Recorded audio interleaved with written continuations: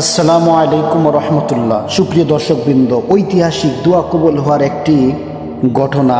একটা নির্জন গ্রাম, চারিদিকে সবুজ মাঠ, কিন্তু সেই সৌন্দর্যের মাঝেও একটা ছোট কুঁড়ে ঘরে বাস করত একজন অসহায় মানুষ। সেই মানুষটার নাম ছিল আব্দুর রহিম। তার জীবনে ছিল শুধু অভাব আর কষ্ট। সকালে বের হতো কাজের খোঁজে, কিন্তু প্রতিদিন কাজ পেত না। সুপ্রিয় দর্শকবৃন্দ, অনেক দিন এমন গেছে পেটে খাবার নেই, তবু মুখে একটাই কথা, আলহামদুলিল্লাহ, আল্লাহ আছেন।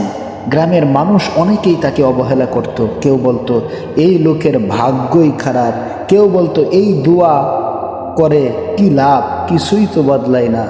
কিন্তু আব্দুর রহিম থামেনি। রাতের অশ্রু আর দোয়া, প্রতিদিন গভীর রাতে যখন চারিদিক নিস্তব্ধ, মানুষ যখন গভীর ঘুমে, আব্দুর রহিম তখন উঠে দাঁড়াতো, অজু করত, 2 রাকাত নামাজ পড়ত, তারপর হাত তুলত আকাশের দিকে। তার কণ্ঠ কাঁপত, হে আমার রব, আমি তো দুর্বল, আমি তো অসহায়, তুমি ছাড়া আমার কেউ নেই। তুমি আমার রিজিকের দরজা খুলে দাও, তুমি আমার কষ্টগুলো দূর করে দাও। তার চোখ দিয়ে টপ টপ করে পানি পড়ত, মাটিতে সেজদায় পড়ে কাঁদত। এভাবে দিন গেল, মাস গেল, বছর চলে গেল, হতাশার মুহূর্ত। সুপ্রিয় আমার প্রাণপ্রিয় দর্শকবৃন্দ, একদিন বিকেলে প্রচণ্ড ক্ষুধায় কাতর হয়ে আব্দুর রহিম একটা গাছের নিচে বসে পড়ল। তার চোখে পানি, মনে প্রশ্ন, আমি এত দোয়া করি, আল্লাহ কি আমার দোয়া শুনছেন না? এই চিন্তা তার হৃদয়কে ভেঙে দিল। কিন্তু ঠিক তখনই তার ভেতর থেকে আরেকটা কণ্ঠ ভেসে এলো, হে আব্দুর রহিম, আল্লাহ কখনো দোয়া ফিরিয়ে দেন না, হয়তো দেরি হচ্ছে, কিন্তু তিনি শুনছেন। আব্দুর রহিম চোখ মুছে ফেলল। সুপ্রিয় আমার প্রাণপ্রিয় দর্শকবৃন্দ, সেই বিশেষ রাত, যেদিন রাতটা ছিল অন্যরকম, আকাশে তারা জ্বলছিল, চারিদিকে নিস্তব্ধতা। আব্দুর রহিম আগের চেয়ে অনেক বেশি কষ্ট নিয়ে দাঁড়ালো নামাজে। নামাজ শেষে সে হাত তুলল, কিন্তু আজ তার দোয়া ছিল আলাদা। সে কাঁদতে কাঁদতে বলল, হে আল্লাহ, আমি আর পারছি না, কিন্তু আমি তোমার দরজা ছাড়ব না। তুমি যদি আজ আমাকে কিছু নাও দাও, তবু আমি তোমাকেই ডাকবো, কারণ তুমি ছাড়া আমার তো কেউ নেই। সুবহানাল্লাহ। সুপ্রিয় আমার প্রাণপ্রিয় দর্শকবৃন্দ, এই কথা বলার পর সে এমন ভাবে কাঁদল যেন তার বুকের সব কষ্ট বের হয়ে যাচ্ছে।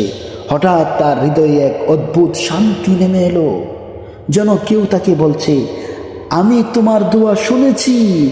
সুপ্রিয় দর্শক, পরিবর্তনের যাত্রা শুরু হয়ে গেল। পরদিন সকাল, সূর্যের আলো উঠেছে, আব্দুর রহিম কাজের খোঁজে বের হলো। হঠাৎ গ্রামের এক সম্মানিত ধনী ব্যক্তি তাকে ডাকলেন, আব্দুর রহিম, আমি অনেক দিন ধরে একজন সৎ ও বিশ্বাসযোগ্য মানুষ খুঁজছি, তুমি কি আমার সাথে কাজ করবে? আব্দুর রহিম অবাক হয়ে গেল, সে তো কখনো এমন সুযোগই পায়নি। সুপ্রিয় দর্শক, জীবনের মোড় ঘুরে যাওয়া শুরু হলো।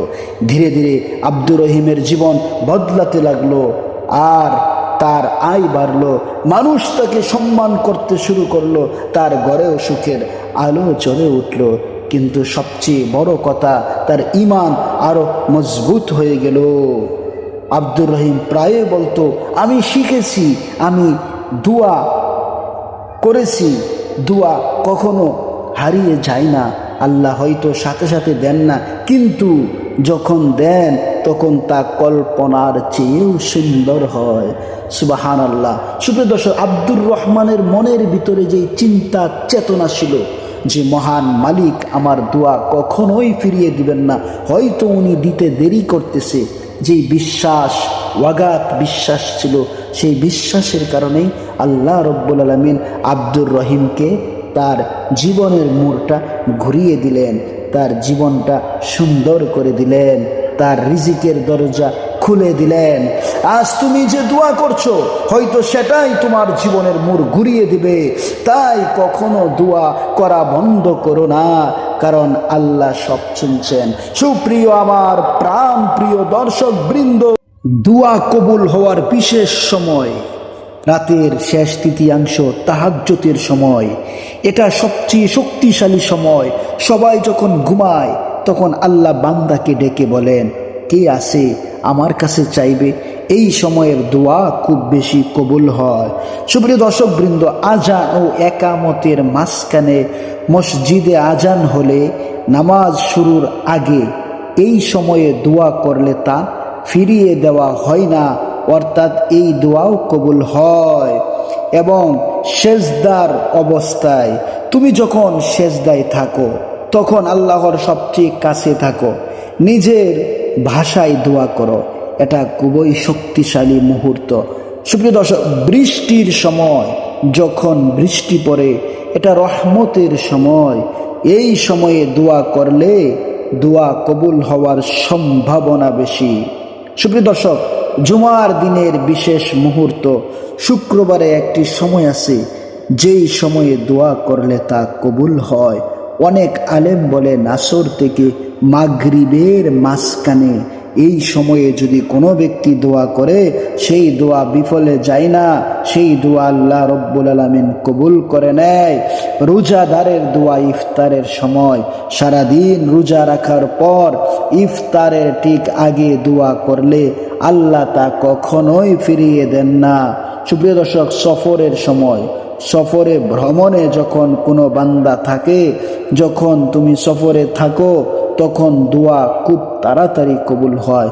অর্থাৎ সফরের ব্যক্তি যখন দোয়া করে, সফর অবস্থায় যারা দোয়া করে তাদের দোয়া আল্লাহ রব্বুল আলামিন কবুল করে নেন।